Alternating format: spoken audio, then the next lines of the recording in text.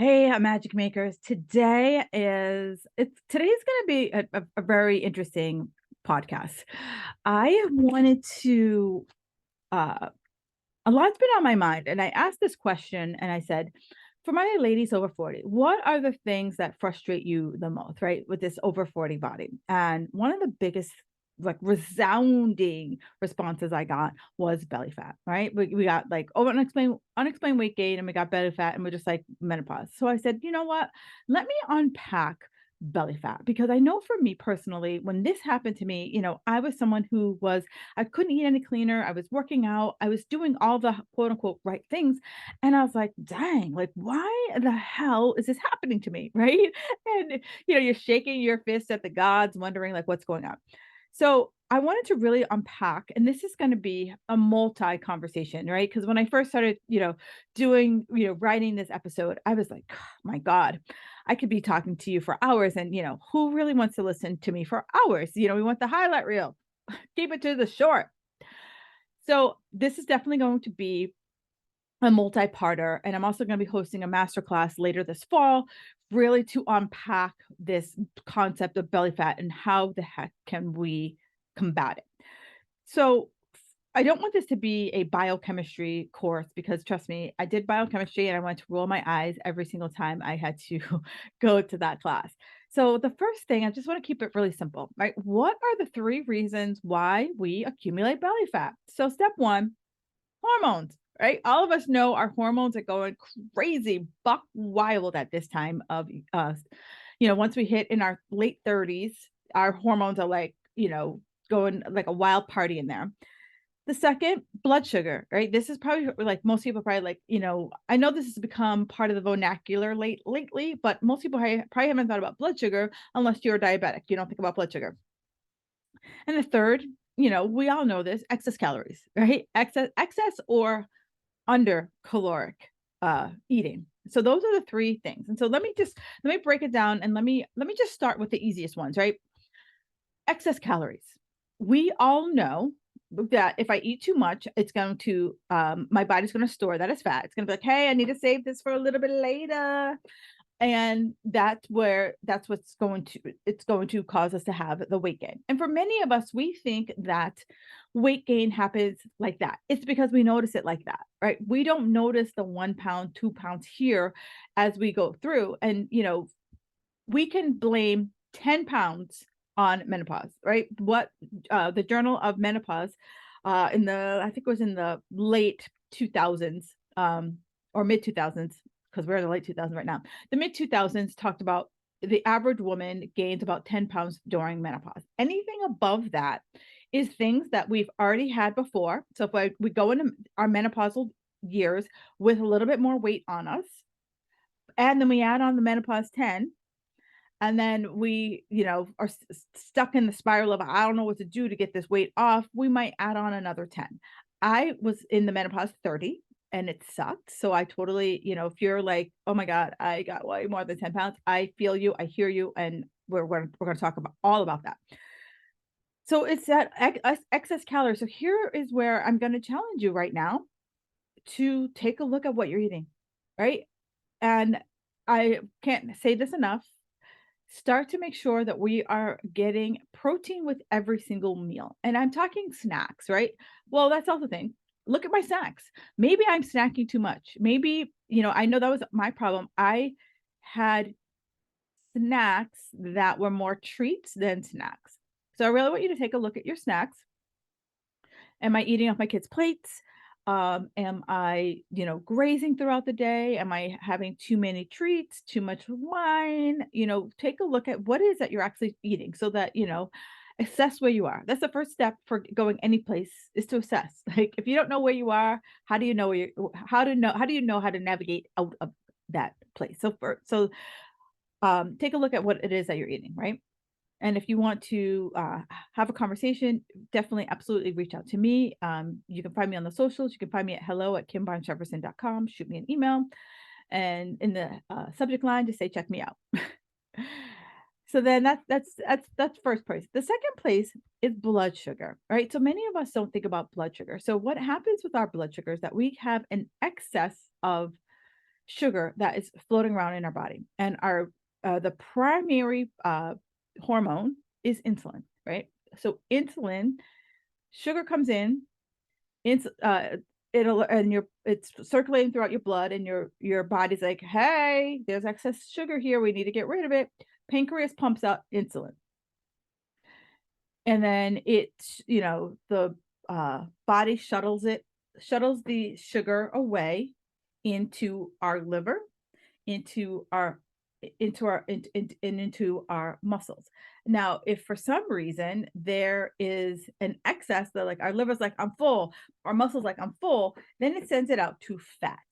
Right. So that's where, if we have an excess of sugar in our body, it's sent to those three places. It's sent to our liver, it's sent to our muscles, and then it's sent to our fat. And so and sugar is a fast energy source for our bodies, right?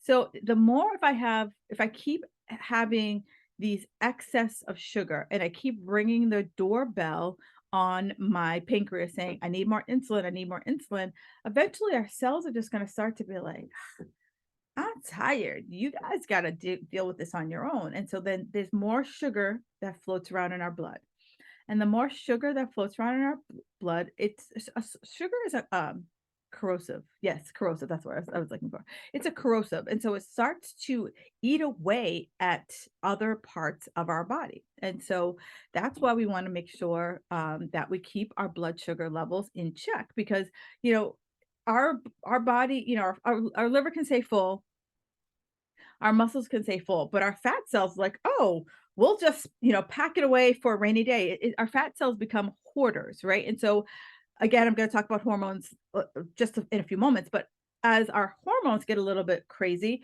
you know, we are adding fat cells. And so the more fat cells we have, the more our body's like, hey, I got room over here. I got room over here. I got a big house. This is what my fat cells are saying. I got a big house. Come on, come on, come on, come on. And that's one of the reasons why we start to see our weight increase, because we're taking in a lot of excess sugar.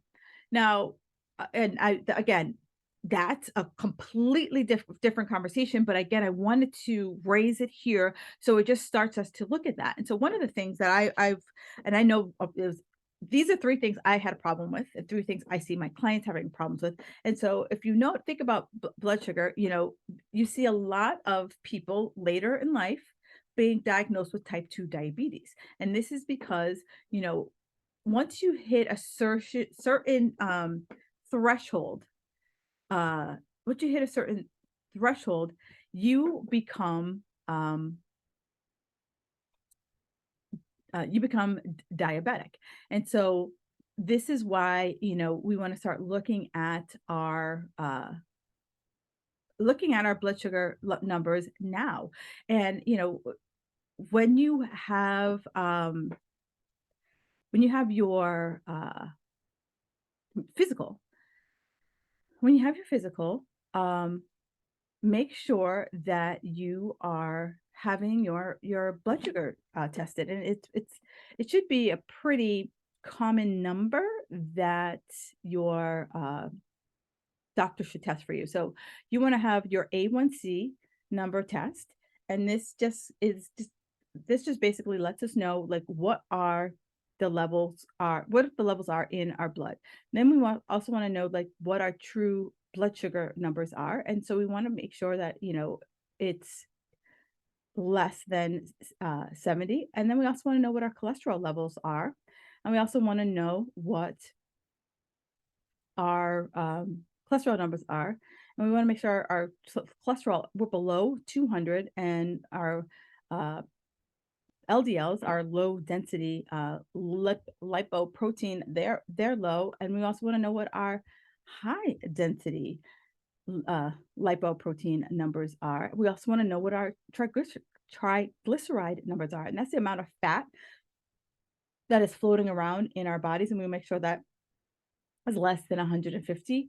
We also want to look at our weight line and see waistline. And we want to make sure that's less than 30. We also want to have your doctor check with your kidney function, because that kidneys can be a symptom of things that might be going on with your blood sugar. So, just a recap, just want to know, here are the numbers I want to know. I want to know my A1C, right? I just want to know what that number, I want to know what that number is.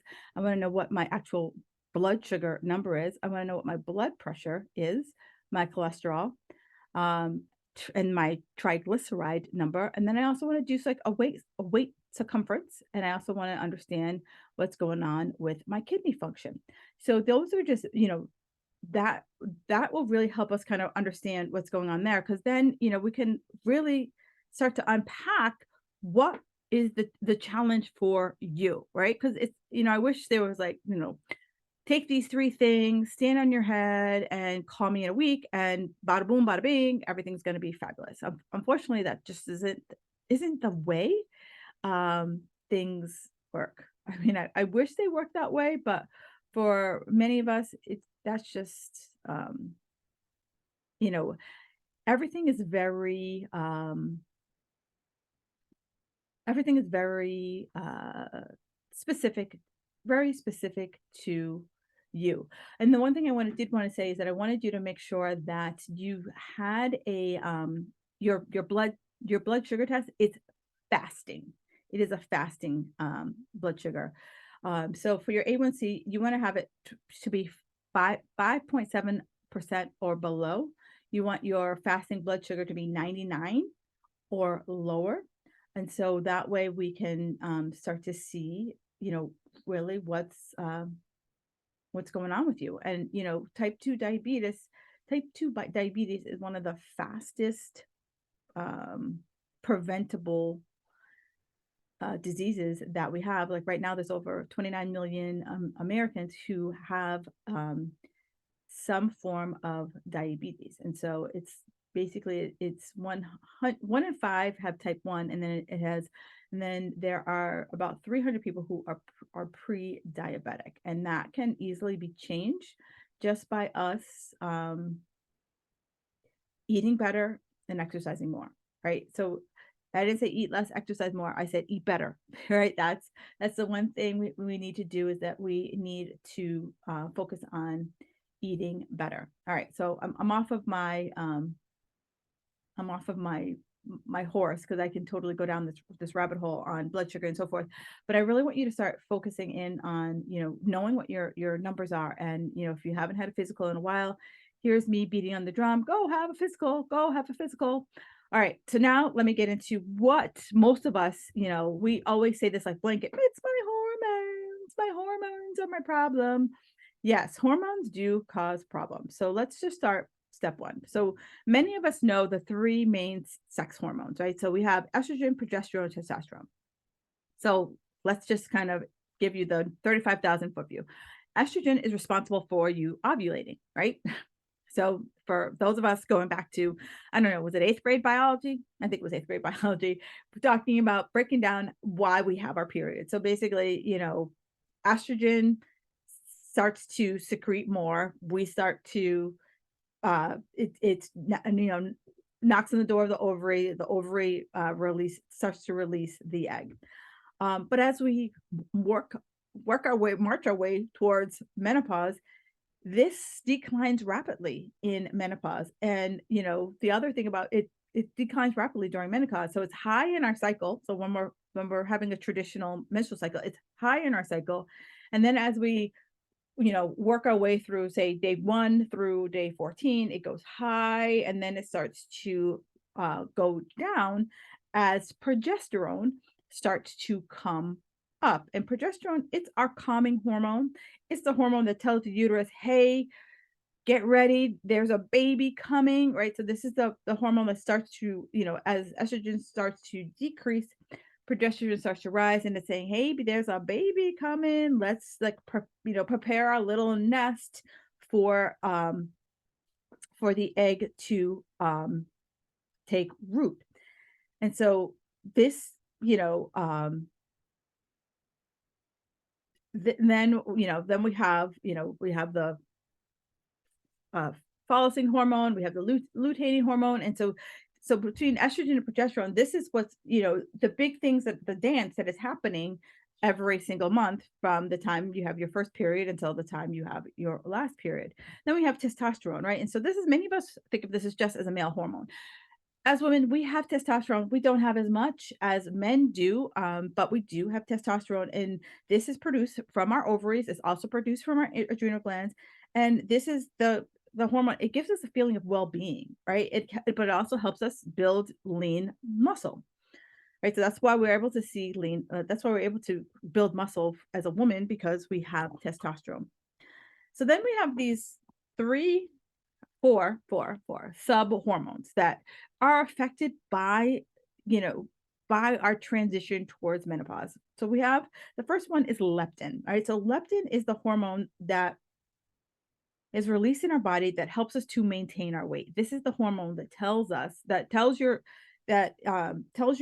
brain, hey, we're full, right? It tells you that, it's your fat cells telling your brain, hey, we're good. We don't need any more food. We're satiated. Then we have ghrelin, right? Ghrelin is the hormone that is produced by your stomach that says, hey, we hungry down here. Bring on the food. And so it signals to us that we're hungry. Um, and then we have insulin. Insulin is one, it's what helps to clear blood sugar, right? So it's a storage hormone. It's a storage hormone. Like, its job is to go out and collect blood sugar. And its first stop is always to the liver, to like, hey, you're gonna turn this into fuel. And the liver's like, we're full. And then it says, okay, I'm gonna give it to the muscles, because the muscles need this to burn in order to, do anything, to open your eyes, pump your heart. And if all of your muscles like, we're good, then it's gonna go into your fat. So it's a storage as well as a building hormone. Then you have cortisol, right? Cortisol comes out of our adrenals, and it's our way of protecting us in the fight or flight scenario. So as we approach menopause, we're roughly, it's about 8 to 10 years before we actually hit menopause. And menopause is, classified as not having your period for one day. I'm sorry, for 1 year. So if you say it's June and you haven't had a period in 6 months, the last time you had your period was in January, and it's 6 months in, you haven't had your period. All right, you're marching towards the door. October comes, still no period. You're marching towards the door. December comes, you have your period. You're not in menopause, right? It's just, our periods become irregular, but it has to be 1 year, one solid year. So if it's just making it easy for everyone, if the last time you had your period was on January 1st and you don't have a period if you don't have a period come January 2nd of the following year, you are technically in menopause, and you will be post-menopausal from that period forward.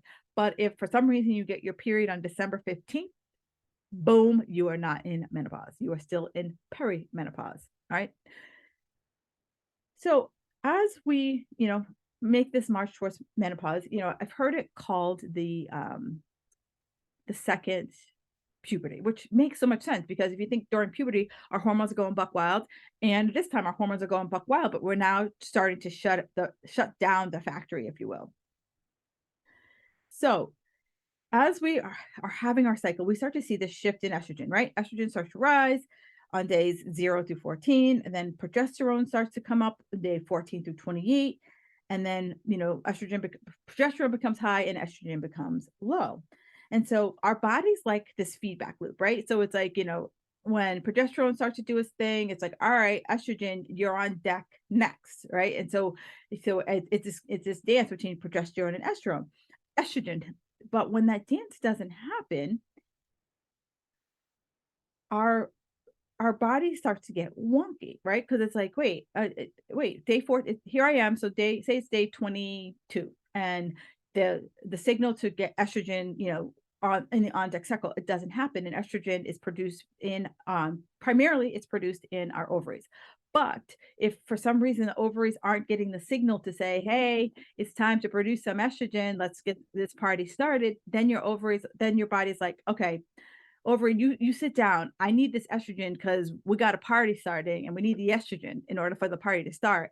It's going to go to other sources, and your body fat can produce estrogen because our main, as a woman, our body's thinking process, our main thing is to keep the species alive.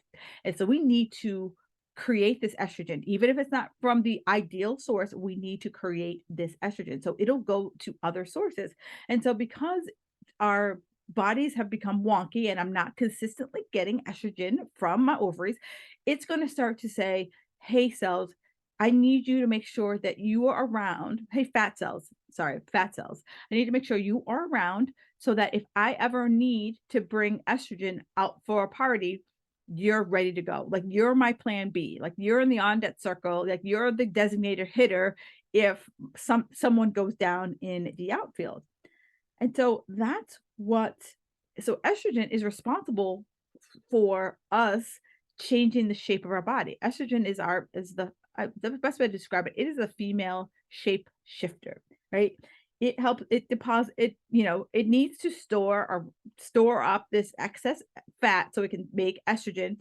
It starts to store it on our hips and our butt. And so we start to see this like weight that we're like, where I never had a belly before. Like I never had hips. I know for me personally, I never had anything on my thighs. I never had cellulite.